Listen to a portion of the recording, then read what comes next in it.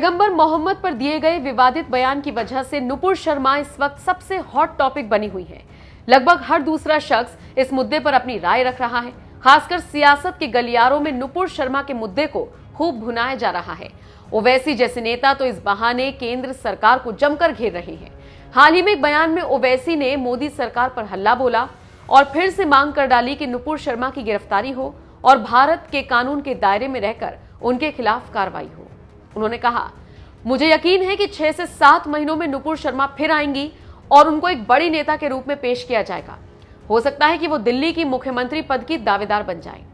जाहिर है ओवैसी ने नुपुर शर्मा को लेकर ये बहुत बड़ी बात कह दी जिसकी चर्चा होनी लाजमी है। ओवैसी को लगता है बीजेपी फिर से नुपुर शर्मा को मौका देगी और इस बार उन्हें देश की राजधानी दिल्ली से सीएम पद का दावेदार बनाया जा सकता है। ओवैसी इस दौरान शांत नहीं हुए बल्कि उनका दर्द आफरीन फातिमा को लेकर भी छलक पड़ा। ओवैसी ने कहा, यही तो हकीकत है हमारे देश की। जितना मुसलमानों को गाली देंगे, जितना अनाप शनाप बोलेंगे, उतने ऊंचे ओहदे पर बैठा दिए जाएंगे। एआईएमआईएम प्रमुख ने योगी सरकार के बुलडोजर की कार्रवाई को लेकर कहा, आफरीन फातिमा का घर तोड़ा गया। आपने क्यों तोड़ा? क्योंकि उनके पिता ने धरना प्रदर्शन में हिस्सा लिया था। प्रिंसिपल ऑफ नेचुरल जस्टिस संविधान का बुनियादी संरचना का हिस्सा है। आप खाली जुबान बोलेंगे या अमल भी करेंगे? कोर्ट उनके पिता को सजा देगा, उनकी बेटी या बीवी को नहीं। कोर्ट उनके घर को तोड़ने का हुक्म जारी नहीं करेगा। वो घर आफरीन फातिमा की मां के नाम पर था और इस्लाम में अगर घर किसी बहन, बेटी, बीवी के नाम पर होता है तो उस पर उसका हक होता है, ना कि उसके पति का। आपने पति को नोटिस देकर घर तोड़ दिया, ये है आपका इंसाफ। इसके बाद ओवैसी ने मोदी सरकार की अग्निपथ योजना पर भी सवाल उठाए। उन्होंने कहा, मोदी के गलत फैसले की वजह से नौजवान सड़क पर है। ये नौजवानों की नौजवानी बर्बाद करने का एक रास्ता है। कितनों के घर बुलडोजर से तोड़ोगे? हम नहीं चाहते कि आप किसी का घर तोड़ें। मैं वाराणसी के कमिश्नर से पूछना चाहता हूं कि जब उन्होंने बच्चों को समझाने की बात कही तो क्या मुसलमान के बच्चे आपके बच्चे नहीं? सीपी साहब, आप उनको अपना बच्चा नहीं बोलेंगे? वो भी इस देश के बच्चे हैं, आप उन्हें बुलाकर बात कर लेते।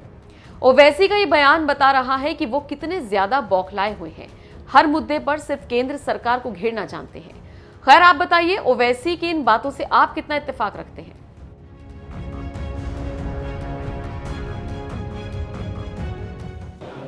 देखिए, देश के प्रधानमंत्री को परेशानी शुरू हो गई जब असदुद्दीन ओवैसी अपने भाषण में भूज में मैंने उन्हीं के एक सांसद श्री वरुण गांधी का डेटा को जनता के सामने रख दिया कि केंद्र सरकार के पास 55 लाख से ज़्यादा सैंक्शन पोस्ट के वैकेंसीज है। तो फौरन प्रधानमंत्री को लगा कि अब असल मुद्दे पे ये लोग बात कर रहे हैं, इसीलिए प्रधानमंत्री ने हड़बड़ाहट में ये ऐलान कर दिया कि 2024 तक 10 लाख नौकरियां दी जाएंगी, यानी हर साल 5-5 लाख नौकरियां। हम देश के प्रधानमंत्री से पूछना चाह रहे, क्या है ये सच नहीं है कि आपने 2014 में देश से कहा था कि मैं हर साल 2 करोड़ नौकरियां दूंगा? तो 8 साल में तो 16 करोड़ नौकरियां आपको देना था, आप भूल गए उसको। और अब आप कह रहे हैं कि मैं 24 में, क्योंकि चुनाव आ रहा है पार्लियामेंट का, और राजस्थान का, मध्य प्रदेश, छत्तीसगढ़ का चुनाव है, गुजरात का, आप कह रहे हैं कि मैं 5-5 लाख नौकरी दूंगा। भाई 16 करोड़ नौकरियों का क्या हुआ, आप बता दीजिए हमको, वो क्यों नहीं दिया आपने? और ये जो 10 लाख नौकरी का आप बोल रहे हैं, 10 लाख नहीं 55 लाख सेंट्रल गवर्नमेंट के पास सैंक्शन पोस्ट है, आप क्यों नहीं देते? वो 10 लाख क्यों दे रहे हैं आप? और चौथी बात ये है कि 8 साल में आपने तो कॉन्ट्रैक्चुअल अपॉइंटमेंट आपने अपॉइंट किया, जिसको हिंदी में कहते हैं कि संविदा कनन जारी, यानी कोई भी किसी को हायर करेगा, फायर करेगा, कीमतें सरकार की वजह से बढ़ रही है तो उसकी तनख्वाह नहीं बढ़ेगी, माने किस्म से स्लेवरी करेगा। ये क्या कर रहे हैं? आपने तो कुछ नहीं किया। डॉलर तो अब करीब 79 रुपीज़ हो चुका है। अनएम्प्लॉयमेंट भारत में 7.83 है।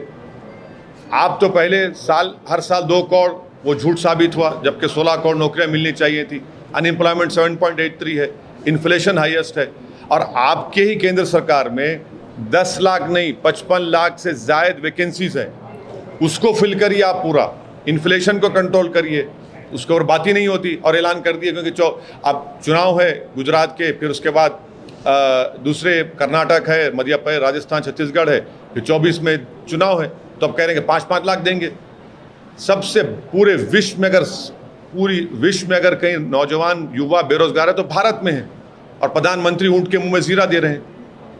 सर ये बताइए कि आने वाले फ्राइडे के दिन उत्तर प्रदेश की लोकल इंटेलिजेंस यूनिट का कहना है कि बहुत सारे बुकेट्स होंगे वहां पर। हाँ, तो पहले से घर तोड़ दीजिए पूरों के, आप अभी तोड़ दीजिए, अभी तोड़ दीजिए, पहले से घर तोड़ दीजिए ना, किस्सा खत्म हो गया। क्या वो जरूरत ही नहीं है आपको, आप घर तोड़ दीजिए। उत्तर प्रदेश के नहीं, उत्तर प्रदेश के चीफ मिनिस्टर तो सुपर चीफ जस्टिस बन चुके हैं, वो खुद अपनी अदालत में किसी को कन्विक्ट करेंगे और घर तोड़ देंगे। अभी से घर तोड़ दो आप। रूल ऑफ लॉ को तो बर्बाद कर रहे हैं आप। जो घर तोड़ा गया आफरीन फातिमा का, वो तो उसकी माँ के नाम पे था। आपने झूठी नोटिस दी, आपने झूठा कहा कि पहले नोटिस दी।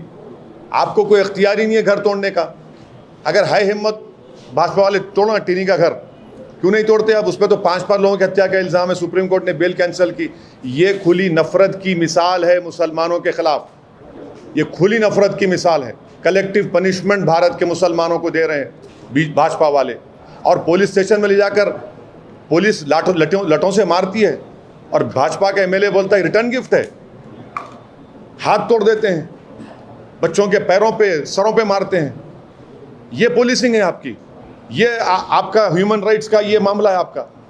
अरे आप अरेस्ट करिए, कोर्ट में कन्विक्शन दिलाइए अगर आपका सबूत है तो।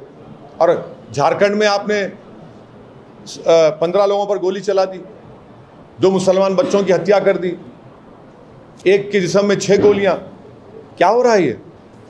मैं इसको कंडेम करता हूं, झारखंड में जो फायरिंग हुई है। सर यूपी के एडीजी ने ये कहा है कि अगर लीगल बॉडी हमसे इसका जवाब पूछती है कि हमने बुलडोजर एक्शन क्यों किया, तो हमारे पास सारे जवाब मौजूद हैं। अरे आपकी झूठ इसी अभी सामने आ गई कि वो घर जो आप नोटिस दे रहे हैं, उस लेडी जो एक्चुअल ओनर है महिला, उसके पति को दे रहे हैं। आपकी झूठ ये साबित आ गई, सामने आ गई। दूसरा आपकी झूठ ये कि टैक्सेस दिए जा रहे हैं, ये आपकी दूसरी झूठ। तीसरी झूठ, आपके कैमरास थे, लाइव दिखा रहे थे, हथियार दिखा आपको। अच्छा, अगर हथियार मिला भी तो सीन ऑफ ऑफेंस को प्रिजर्व करना चाहिए ना, आपने उसको भी बर्बाद कर दिया।